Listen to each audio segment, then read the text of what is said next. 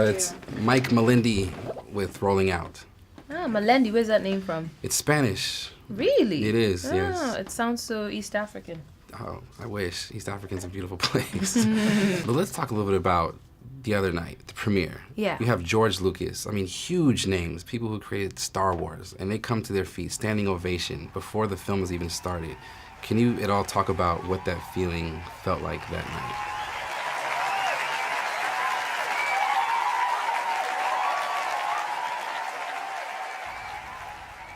You know, that night was so overwhelming. I hadn't seen the film. None of us had seen this film except for Chadwick. I don't feel any kind of way about that. But so I was so excited. I could not contain myself. I couldn't get through the red carpet fast enough to get into that cinema to watch it, because this is a kind of film that,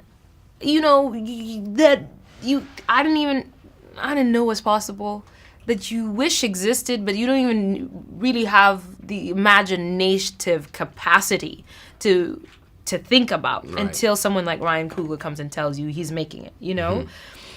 And I knew how important it was when he told me the story. We knew how important it was when we were making it. We knew how, groundbreaking it could potentially be. Yes. And to finally be in the room about to watch it and to see that everyone else was looking forward to it as much as we were. Mm-hmm. I mean, goodness me. It was a lot to take in. Yeah. It was a lot. And then the movie delivered, and you're just like, now what?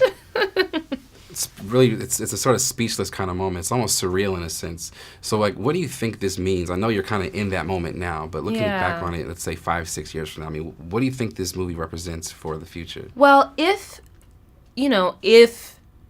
I know that this film has the potential to really, really shift popular culture. Yes. When I think about movies like Coming to America, it was made such a long time ago, and it's such a specific movie and such a different movie from what we have, and yet how it was able to affect popular culture, mm-hmm, that is a reference point that they go back to over and over again. Yes. Coming to America, Star Wars, these are things that are just embedded in our lingo now. Yes. Saying Darth Vader is like using the word particular, or it's like so.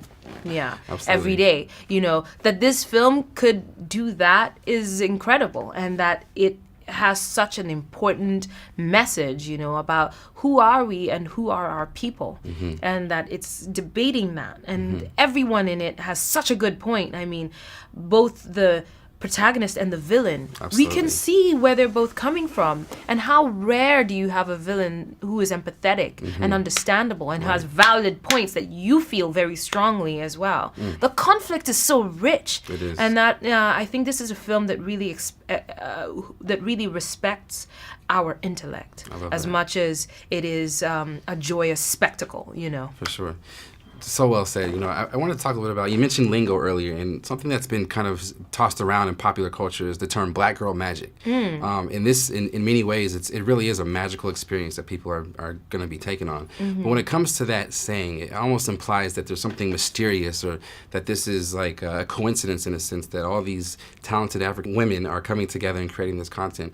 So is that, in a sense, undermining to the work that goes into the 18-hour days, all the stuff that you put in to get to where you are today? Well, for me as an actor, an artist, you never really want your art to reveal the effort that went into it.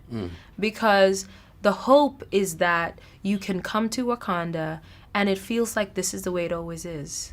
That's the hope. So for me, it's actually a compliment when someone thinks it's effortless. I know better. I have broken bones to prove it.